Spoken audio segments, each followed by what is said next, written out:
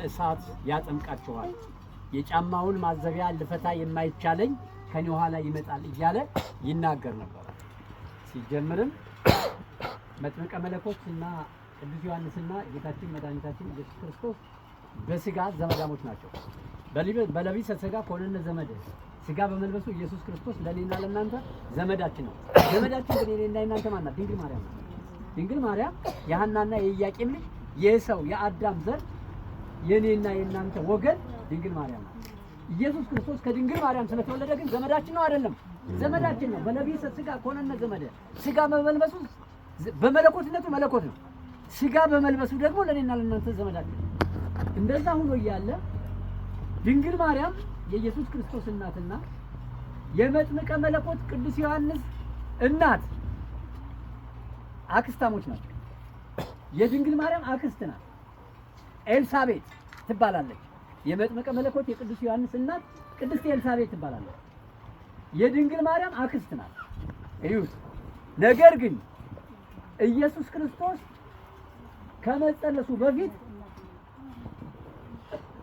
ከመጸነሱ በፊት መጥምቀ መለኮት ቅዱስ ዮሐንስ የመጥምቀ መለኮት የቅዱስ ዮሐንስ እናት ጸንሳ ነበረ። እነሆ ኤልሳቤጥ ጸነሰች ሲባል ሸምግላለች፣ አርጅታለች።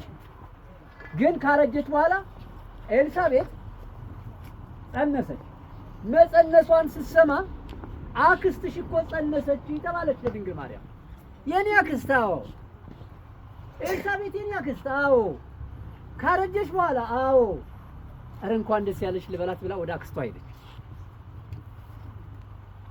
በዛን ወቅት ኤልሳቤጥ 6 ወር ሆኗት ነበር። ማንን? መጥምቀ መለኮት ቅዱስ ዮሐንስን ካረገዘች። ድንግል ማርያም ደግሞ መልአኩ ቅዱስ ገብርኤል ተፈሥሒ ወምልዕተ ጸጋ፣ ጸጋን የተመላሽ ድንግል ሆይ ደስ ይበልሽ፣ እነሆ ወንድ ልጅ ትወልጃለሽ፣ ስሙንም ኢየሱስ ትይዋለሽ አላት። ይህ እንዴት ይሆንልኛል አለች። እኔ ወንድ ሳላውቅ በድንግልና እንዴት ሊጸነስ ይችላል አለች። እነሆ አክስትሽ ኤልሳቤጥ፣ ቅዱስ ገብርኤል እኮ ነው የነገራት። እነሆ አክስትሽ ኤልሳቤጥ ካረጀች፣ ከፈጀች፣ ከሸመገለች፣ የወር አበባ ከቆመ በኋላ ሰውነቷ ካሸበሸበ በኋላ ጸንሳለች፣ 6 ወር ሞልቷታል ብሎ የነገራት ማን ነው? ቅዱስ ገብርኤል ነው ለድንግል ማርያም። ሰው አይደለም የነገራት።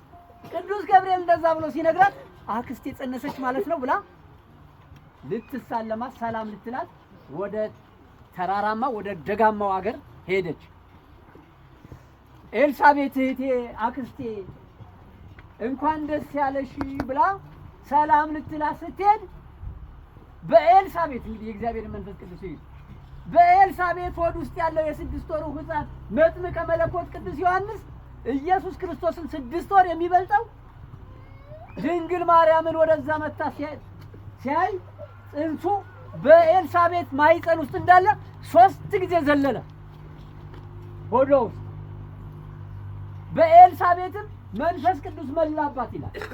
እነሆ የጌታዬ እናት አለቻት። እንግዲህ አዎ ማርያምን ድንግል ማርያምን ምን አለቻት? ኤልሳቤጥ አክስቷ የጌታዬ እናት አለቻት። የጌታ እናት መሆኑን ማን ነገራት? በኤልሳቤጥም ዘንድ መንፈስ ቅዱስ መላባት አለች። መንፈስ ቅዱስ ሲገልጽ ወገኖቼ ከተራራው ጀርባ የሆነውን ነገር ማየት እንችላለን። አዎ ስለዚህ መንፈስ ቅዱስ መላባትና የጌታዬ እናት ወደ እኔ ትመጪ ዘንድ እንዴት ሊደረግልኝ ይችላል? እነሆ ወደ እኔ ወደ ኃጢአተኛዋ ቤትስ እንዴት ልትመጪ ቻልሽ? እነሆ በአንቺ ሆድ ውስጥ ያለው የአንቺን ሰላምታ በሰማው ጊዜ ጽንሱ በሆዴ ውስጥ ያለው በደስታ ዘሏል አለች። መጥምቀ መለኮት ቅዱስ ዮሐንስ ለኢየሱስ ክርስቶስ በእናቱ ሆድ ውስጥ ሳለ ሰገደ። አያችሁ፣ ቀድሞት ኢየሱስ ክርስቶስን 6 ወር ቀድሞ ተወለደ መጥምቀ መለኮት ቅዱስ ዮሐንስ። ከኔ በኋላ የሚመጣው ያለውም ለዛ ነው። አንድም መጥምቀ መለኮት ቅዱስ ዮሐንስ ተራራው ይቅና እያለ ወንጌልን እያስተማረ ያጠምቅ ነበረ። በአብ በወልድ በመንፈስ ቅዱስም ያጠምቅ ነበረ። እኔ በውሃ አጠምቃችኋለሁ፣ ከኔ በኋላ የሚመጣው ግን በዮርዳኖስ የሚጠመቀው ግን ከኔ በኋላ የሚመጣው በመንፈስ ቅዱስ ያጠምቃችኋል፣ በእሳት ያጠምቃችኋል እያለ ያስተምር ነበርና ከሴቶች ከተወለዱት ሁሉ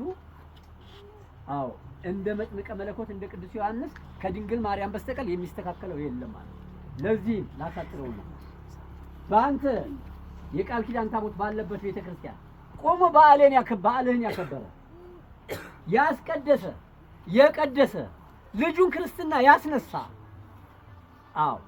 በማየ ጸሎት በጥምቀትህ በማየ ጸሎት በጸበል ተማምኖ የተጠመቀ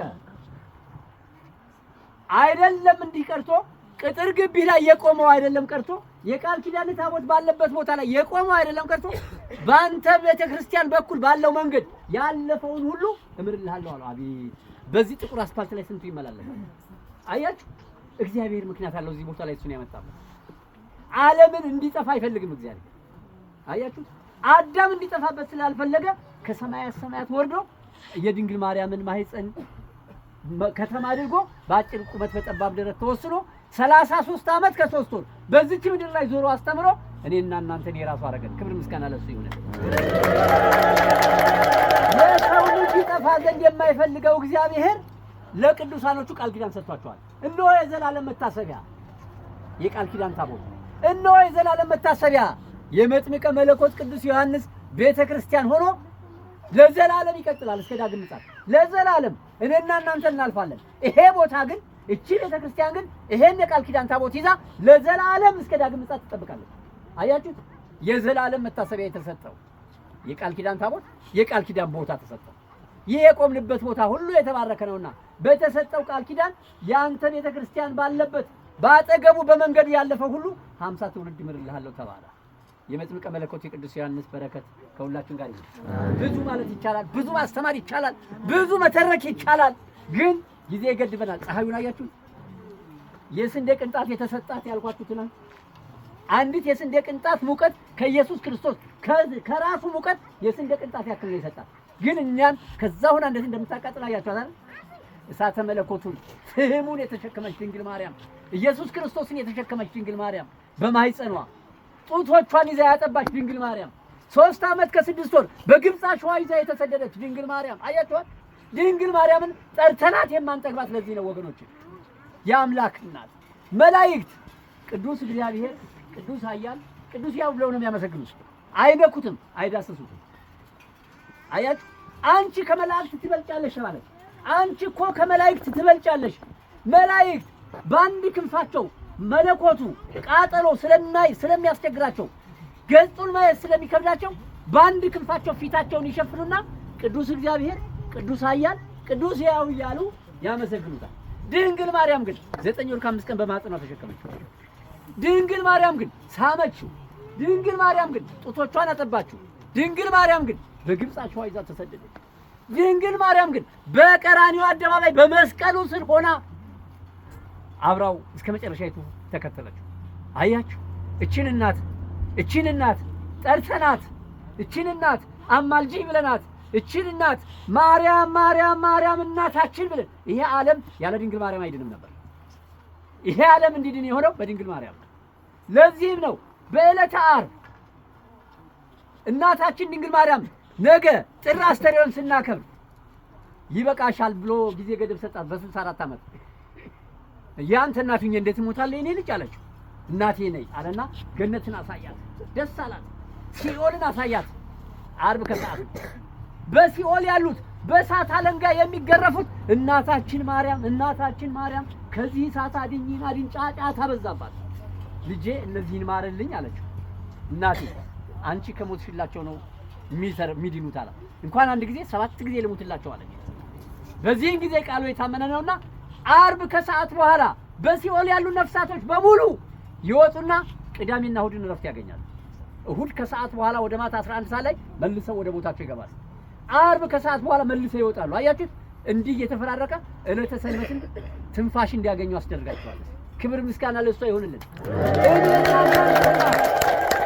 እኔና እናንተማ የምናወድሳት ዝክሯን የምንዘክርላት ጽዋዋን የምንጠጣት ስንወልድ ማርያም ተብለን የምንወለደው ስሟን ሁልጊዜ የምንጠራውንማ እንዴት ትባርከናለች፣ እንዴት ትምረናለች፣ እንዴት ታደርገናለች። የእሷንንና ደስ ብሎናል። ደስ ይበላችሁ። ፕሮግራሜን በዚህ ጨርሻለሁ። ታች ላይ ፕሮግራሞች በዝተው ምንም የጠየቅነው ነገር የለም። ለቅድስት አርሴማ ምናልባት 1 ኩንታል ሲሚንቶ ወይ 1 ከረጢት ሲሚንቶ ልንገዛ እንችላለን። ፕሮግራሙን ሲደራረቡ ነገሮችን እንረሳለን የራሳችንን። ያ ህንጻ እኔና እናንተን ነው የሚጠብቀው። አይታችሁታል።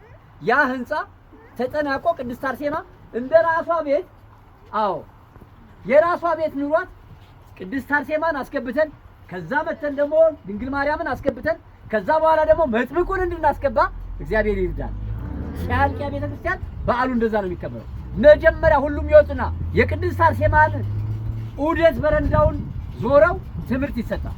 ከዛ ይወጣና ድንግል ማርያምን ዞረው መጥምቁና እመቤታችን ትምህርት ይሰጣል። ከዛ በኋላ ደግሞ መጥምቁን እዚህ ይዘን እንመጣለን። እዚህም እንደዚህ አይነት ቀለም ዳቡራኬ ይሰጣል። መታደላችን ለዛ ያብቃል። ለእናታችን ለቅድስት አርሴማ 5 10 ያላችሁ ካላችሁ ለምን አልጠየክልኝም እንዳትለኝ፣ ለምን ለልጆች አልነገርክም? 1 ከረጢት ሲሚንቶ እኮ ይገዙልኝ ነበር ልትለኝ ስለምችል ይህንን ቃል ቅድም እዛ ላይ ሳልተገብረው ቀረው። ይቅርታ። እግዚአብሔር ይስጥልን።